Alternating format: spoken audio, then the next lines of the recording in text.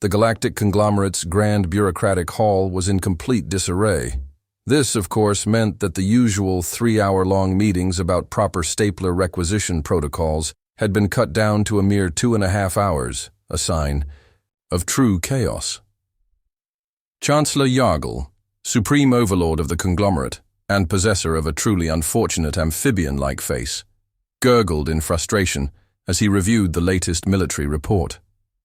"A single human," he croaked, his gelatinous eye stalks wobbling. "A single solitary human did this?" He gestured a slimy appendage toward the holographic display, which showed the wreckage of what had once been the pride of the Galactic conglomerate's military, an elite, highly trained task force of the Planetary Enforcement Corps. The footage was harrowing, flaming debris scattered across a dense forest, alien soldiers dangling upside down from trees, a mysterious, suspiciously alligator-shaped creature gnawing on an armored leg. The report was clear. Captain Danny McGraw had turned a simple manhunt into a tactical embarrassment of such colossal proportions that conglomerate historians were already scrambling to write it out of the official record. An aide nervously cleared his throat. "Chancellor, sir, if I may, the humans' combat strategy seems entirely unorthodox. Our forces were not prepared for—" Yargle waved a webbed hand impatiently. "Unorthodox? Unorthodox? The report states that this Earthling set up a series of traps so preposterous they should not have worked." He pointed at the list, his frustration bubbling over. A pitfall lined with crude ancient Earth alcohol, later identified as moonshine, which ignited on contact with their plasma weapons. A mysterious bunker labeled "Do Not Open," McGraw's secret weapon, from which a swarm of enraged, bold-headed winged creatures, classified as eagles, had emerged, screaming in patriotic fury. An explosive device that only detonated after a soldier mentioned his retirement plans. Yargle massaged his temples, or whatever passed for them, in his species. He turned to his generals, exasperated. "Gentlemen, this cannot stand. We are the largest, most sophisticated military force in the galaxy. We do not lose to Florida men." There was an uneasy silence in the room. Finally, one of the generals gulped. "Sir, with all due respect, we don't think he's a man anymore." Yargle narrowed his bulbous eyes. "Explain." The general nervously activated another hologram. It showed McGraw in the midst of battle, shirt torn, an old-fashioned projectile weapon in one hand, a beer in the other, dodging energy blasts without even looking while making aggressive eye contact with the enemy. The footage zoomed in on his face. Yargle squinted. "What am I supposed to be seeing here?" The general hesitated, then pointed. "Sir, that's not the face of a man." Yargle examined it again. Captain Danny McGraw was grinning, the kind of grin one wore when absolutely nothing in the universe mattered anymore. The grin of a man who had been rudely interrupted while enjoying his vacation and had made it his sole mission in life to ruin someone else's day in return. The grin of a human who had transcended into something far more terrifying. A chaotic agent of entropy itself. Yargle swallowed nervously. "Deploy Warlord Gregor Vance." Meanwhile, deep in the Appalachian wilderness, Danny McGraw cracked open another cold one. "Been a hell of a day," he muttered to himself, surveying his handiwork. The burning wreckage of an alien dropship lit up the night sky. The screams of the defeated conglomerate forces echoed through the trees, mingling with the distant howls of some suspiciously enthusiastic raccoons. A battered and singed petty officer, Randy Mullet Higgins, emerged from a nearby bush, brushing off soot like it was just another Tuesday. "Captain, you're not going to believe this, but I think them aliens are actually mad this time." McGraw grinned, taking a deep swig of his beer. "Good. Means we got 'em right where we want 'em." Deep in the Appalachian wilderness, under the light of a full moon and the glow of smoldering wreckage, Captain Danny McGraw sat on the hood of an old, rusted pickup truck, casually cleaning his hunting knife with a scrap of alien officer's uniform. His boots were kicked up on a half-crushed energy rifle, his expression serene, like a man who had just finished a productive day of fishing rather than one who had single-handedly dismantled an entire alien strike force with improvised weaponry and sheer spite. Petty Officer Randy Mullet Higgins sat next to him, using a scorched piece of conglomerate armor as a makeshift bottle opener. The two men clinked their beers together in solemn appreciation of their own handiwork. "Captain," Higgins said after a long, thoughtful sip, "I've been thinking. That's never a good sign." "No, hear me out," Higgins continued, scratching his head. "What if... Now this is just a what if, but what if them aliens don't take too kindly to us blowing up their boys?" McGraw snorted. "Higgins, I'd be more worried if they didn't take it personally." "Well, yeah, but what if they send someone meaner?"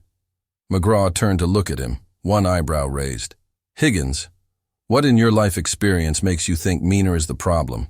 These bureaucratic space nerds got fancy laser cannons and planetary enforcement doctrines, and we still beat them with beer, duct tape, and aggressive wildlife."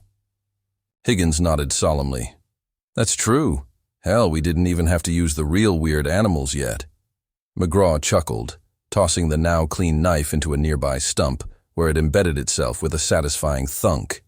He leaned back, staring at the stars. "If they send more, we'll handle them.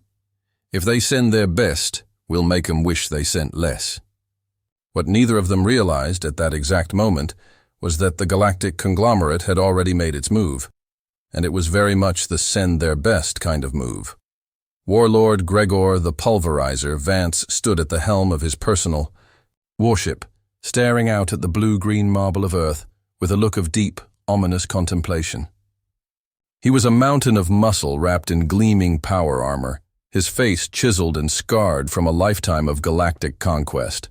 His reputation preceded him across the known universe, undefeated in battle, feared by warlords, merciless in execution, and yet he was also holding an extensive report on one human, and he was deeply unsettled by it. "This," he muttered, flipping through the pages, "this can't be real."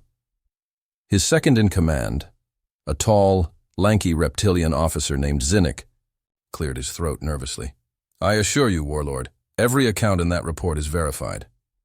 Gregor continued reading. "McGraw's combat strategy is unpredictable, borderline nonsensical, and yet inexplicably effective. He has an uncanny ability to weaponize his environment in ways that should be physically impossible. During the last encounter, he turned a single tin of chewing tobacco into an improvised explosive device. He appears to possess an alliance with local Earth fauna, particularly a species called raccoons. These creatures seem to follow his commands. Our operatives have detected a hidden underground bunker labeled McGraw's secret weapon. The door simply reads, 'Do not open under any circumstances.' No further intel has been gathered. He once defeated an armored dropship using only a stolen ATV, a flamethrower, and what witnesses described as a look of pure, unfiltered American defiance." Gregor rubbed his temples. This was not how war was supposed to work. There was a system, a method, plans, strategy, overwhelming force. He had conquered entire civilizations through discipline and military precision. He had never fought someone whose tactics resembled that of a deranged raccoon with nothing to lose. Gregor sighed and set down the report. "Prepare the drop pods," he commanded. "Deploy the entire Planetary Enforcement Corps." Zinnik hesitated. "Sir, are you sure that's necessary? He's only one." Gregor gave him a hard look. "Deploy, everything." Zinnik gulped and saluted. "Yes, sir." Back on Earth, McGraw had just finished grilling a steak when the first drop pods hit. The Appalachian night was split by roaring fireballs streaking through the sky, impact tremors shaking the ground as metallic cylinders smashed into the forest around them. Higgins instinctively grabbed his beer with both hands, ensuring it didn't spill even as the shockwaves rattled the pickup truck. McGraw took a bite of his steak and chewed thoughtfully as he watched dozens, no, hundreds, of heavily armed alien soldiers emerge from the pods. Higgins whistled. "Well, They sure ain't taking half measures, huh? McGraw swallowed and wiped his mouth with the back of his hand. Guess they finally figured out I'm not a morning person. As the conglomerate's planetary enforcement corps fanned out in perfect disciplined formations, a massive, towering figure stepped out from the lead drop pod. Gregor Vance. His armor gleamed under the moonlight, his expression grim and unreadable. McGraw sighed, took a sip of beer, and then, with a lazy motion, gestured toward the forest. "All right." "Boys!" he called out. There was a rustling sound, a lot of rustling. And then the raccoons emerged. Hundreds of them, eyes gleaming with barely contained malice. Gregor Vance stared. "What?" he muttered under his breath. "The hell am I looking at?" McGraw smirked. "That, my friend, is unconventional warfare." Before Gregor could fully process what was happening, McGraw whistled, and the raccoons attacked. The conglomerate soldiers barely had time to react before the furry chaos descended upon them. Alien plasma rifles were wrenched from hands, equipment was stolen mid-battle, and soldiers found themselves inexplicably tackled by creatures 1/10 their size, but with the sheer determination of 1,000 suns. Gregor watched in stunned disbelief as one particularly large raccoon grabbed a grenade, pulled the pin and threw it back at his own troops. "These aren't normal Earth creatures," Gregor muttered. "Nope," McGraw agreed. "I feed 'em caffeine." Gregor turned to look at him, horror dawning in his eyes. "You what?" McGraw just grinned and cracked his knuckles. "Welcome to Earth, pal." With that, he launched himself at Gregor, and thus began the single most ridiculous hand-to-hand battle in galactic conglomerate history. The first punch landed like a thunderclap. Gregor Vance's gauntleted fist rocketed toward Danny McGraw's face with enough force to knock the horns off a rampaging space buffalo. But McGraw, seasoned Navy SEAL, unhinged Floridian, master of nonsense-based combat, dodged at the last second, tilting his head just far enough for the punch to graze past him. Instead of breaking bones, Gregor's fist obliterated the hood of the rusted pickup truck, leaving a smoking crater where the engine used to be. Higgins, watching from the sidelines, winced. "Damn, Captain, that was my ride." McGraw shrugged. "Insurance ain't covering that anyhow." Before Gregor could recover, McGraw delivered a punishing right hook straight to the Warlord's armored gut. There was a dull clang, and Gregor barely flinched. McGraw shook out his fist. "All right." "That one hurt a little." Gregor's lip curled into a smirk. "Pathetic," McGraw grinned back. "Buddy, I'm just warming up." Then McGraw headbutted him, hard. The kind of headbutt that made other people's skulls hurt just watching it. Gregor staggered back, stunned, not because the hit was powerful, though it was, but because it was so utterly, suicidally reckless. McGraw seized the moment, grabbing the Warlord by the collar and driving a knee into his midsection. Then another. Then a third, for good measure. Gregor grunted as the force actually lifted his heavy frame off the ground for a split second. McGraw went for a follow-up elbow strike, but this time Gregor caught his arm and flung him with terrifying strength. McGraw sailed through the air, flipping twice before slamming into the trunk of a massive oak tree. The impact sent a cascade of leaves raining down around him. "Damn," he muttered, cracking his neck as he stood back up. "That actually felt kind of personal." Gregor rolled his shoulders. "It was." McGraw spat to the side, wiped his mouth, and grinned. "All right then, no more playing around." They charged each other again. Meanwhile, chaos had completely overtaken the battlefield. The Planetary Enforcement Corps, a once proud elite force, was losing in ways no military strategist could have predicted. One squad had abandoned their weapons entirely, choosing instead to flee into the woods rather than face another ambush from highly coordinated caffeine-fueled raccoons. Another group had been drawn into McGraw's moonshine pit trap. The moment they touched the liquid, their energy shields flickered and short-circuited. Apparently, backwater Appalachian liquor was so potent it disrupted alien technology.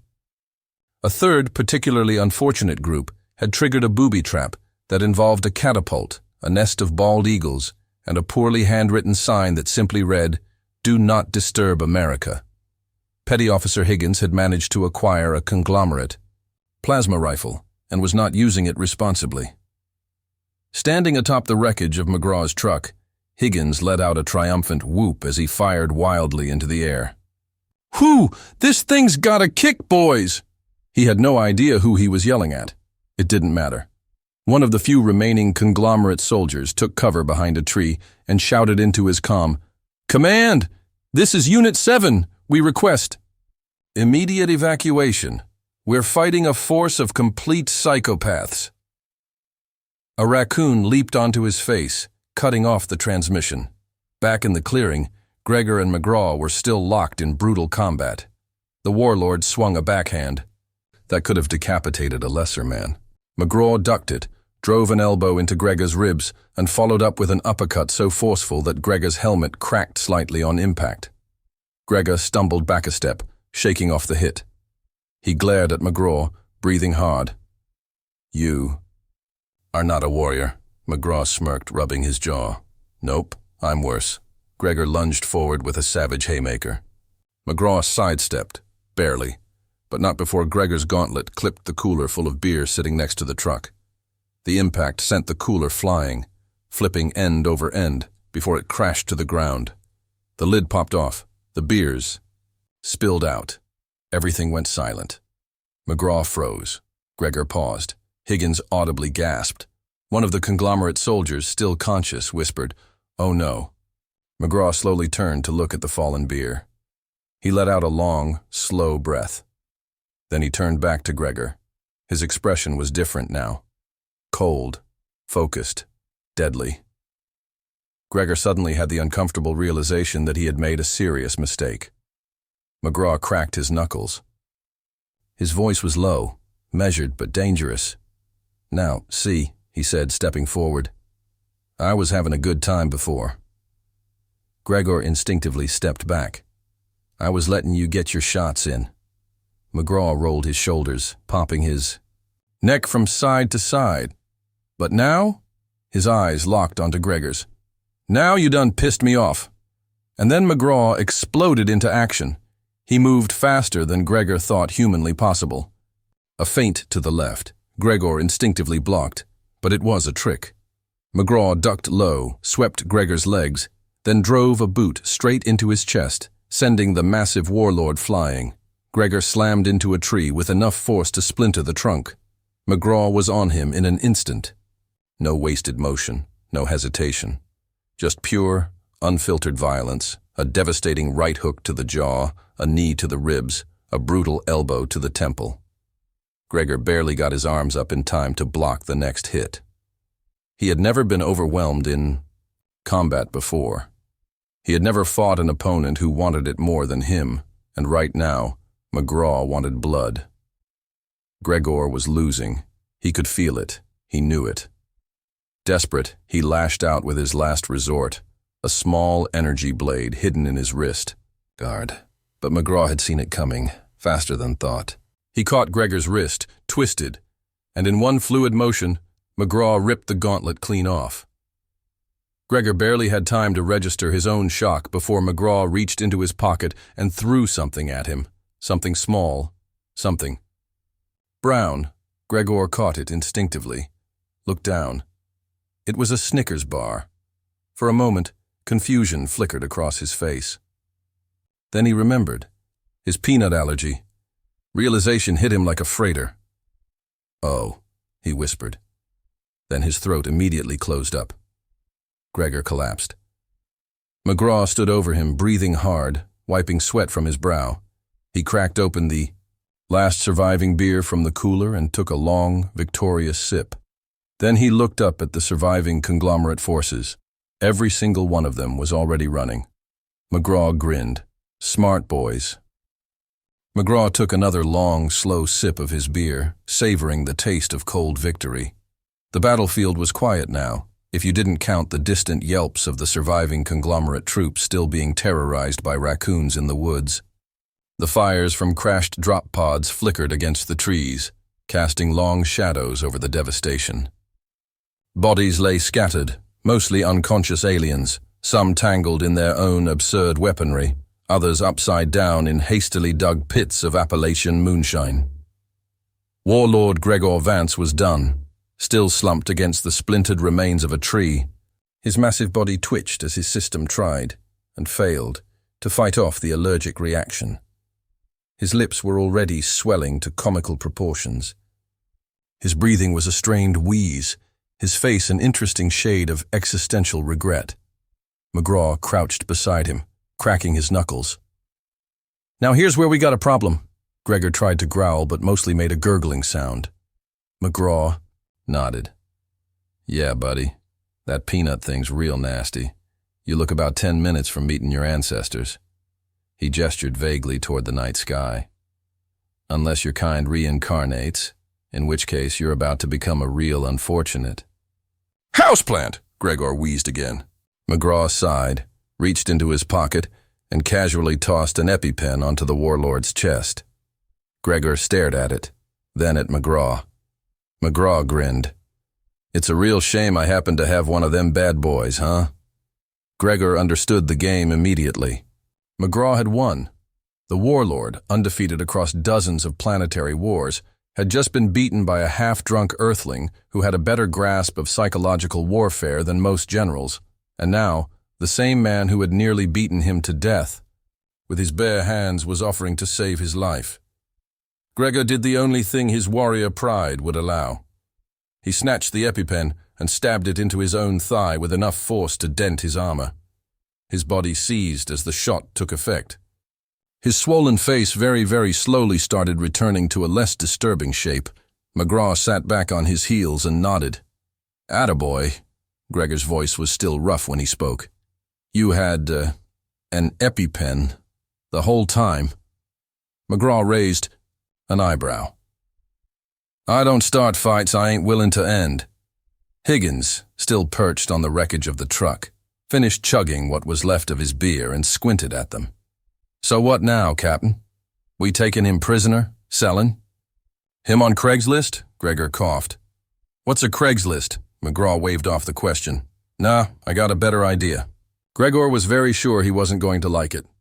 40 minutes later, Gregor sat in the co-pilot seat of his own stolen warship, watching in horror as McGraw piloted the thing like a man who had just learned what buttons do through trial and error. "Humans don't have ships like this," Gregor muttered, gripping the armrests. McGraw popped open another beer, where was he even getting them from, and took a sip. "Nope." Gregor's eye twitched. "And yet you're flying." "One. Sure am. This is a Class 7 military dropship. Uh-huh. It has biometric security locks." McGraw reached up and pressed 3 random buttons on the dash. A series of conglomerate emergency protocols immediately overrode themselves and labeled McGraw as an authorized user. Gregor gawked. How are you doing this?" McGraw shrugged. "I'm real good at convincing machines they work for me." Gregor turned to glare at him. "You punched my last machine. And it worked, didn't it?" Gregor clenched his fists. He was going to have an aneurysm. The ship lurched violently, swaying as McGraw maneuvered through low orbit. They were heading toward the U.S. Navy space carrier, which, if Gregor was being completely honest, should not exist. And yet, there it was, hulking, unregistered, floating casually in space like an uninvited party guest with an open bar. The closer they got, the more Gregor realized how insane this was. The ship had a deck, with actual water. There were fishing rods. Gregor was fairly certain one of the fighter jets parked on the hull had a lawn chair strapped to the roof, and there, standing at the edge of the deck, was an entire squad of Navy SEALs in space fatigues.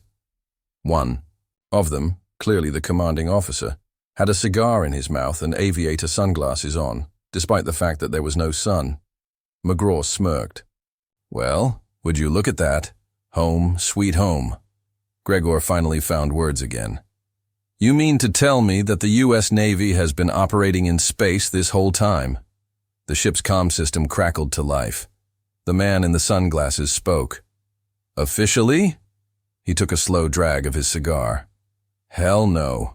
McGraw landed the stolen conglomerate dropship, hopped out, and immediately fist-bumped two of the SEALs waiting on the deck. Gregor staggered after him, thoroughly done with the entire day. So this is it? You defeat me, steal my ship, and drag me here. For what? McGraw turned, clapping a hand on Gregor's shoulder like they were old drinking buddies. Oh, I ain't dragging you nowhere, pal. Gregor narrowed his eyes. What do you mean? McGraw grinned, then tossed a folded uniform into his chest. Gregor caught it, instinctively unfolding the fabric. It was a U.S. Navy SEAL uniform. Gregor blinked, stared at McGraw, then at the uniform, then at McGraw again. McGraw's grin widened. Welcome to the team. Gregor's brain actually short-circuited. Excuse me? You heard me. You want me to join you? McGraw shrugged. You're too good to waste, pal. Sides, you got nowhere else to go. You think Yargle's gonna forgive you? Losing this fight? Gregor hesitated. That was a fair point. The conglomerate didn't tolerate failure. They'd bury this whole mission in red tape and pretend he never existed. McGraw cracked open another beer. Gregor exhaled slowly. Then, with a deep sigh of pure agonizing defeat, he muttered, I hate you. McGraw grinned. Oh, buddy. You're gonna hate me a whole lot more when training starts. Higgins whooped in the background. Someone get this man an aviator pair and a bad tattoo. He's one of us now. Gregor clenched his fists.